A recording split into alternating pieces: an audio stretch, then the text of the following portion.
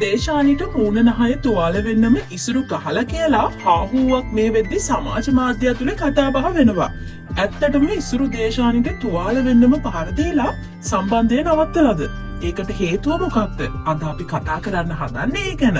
දේශානි නෙහාරා සහ ඉසුරු අතරේ සම්බන්ධයක් තියෙනවා කියන එක එයාලම මාධ්‍යයට කිව්ව නිසා ඒ ගැන ඒ දිනවල විශාල කතා බහක් ඇති වුණා.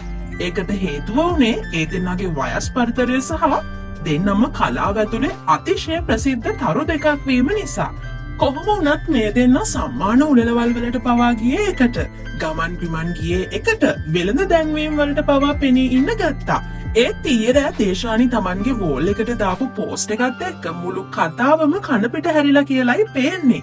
දේශානි කියන විදිහට ඉසුරු කියන්නේ නරුමේ. ඒ වගේම තමන්ගේ මුග්ධකම වහගෙන අහිංසක විදිහට hina වෙලා ඉන්න බොරුකාරයෙක්. එහෙම චෝදනා කරන ගමන්ම දේශානි තමන්ගේ පෝස්ට් එකේ ඉසුරුව මේෂන් කරලම මේ දේවල් වලට ස්තුති කරලා. ඒ කියන්නේ ඒ දෙන්නගේ සම්බන්ධය මෙතනින් ඉවරයි කියන එකනේ. අනිත් කාරණය තමයි ඒක නවත්තලා තියෙන්නේ අන්තිමට දේශානිට ඉසුරු හොඳටම ගහලා කියලායි පේන්නේ. දේශානිට එහෙම පහර දෙන්න හේතුව මොකක් කියලාද ඔයාලට හිතෙන්නේ?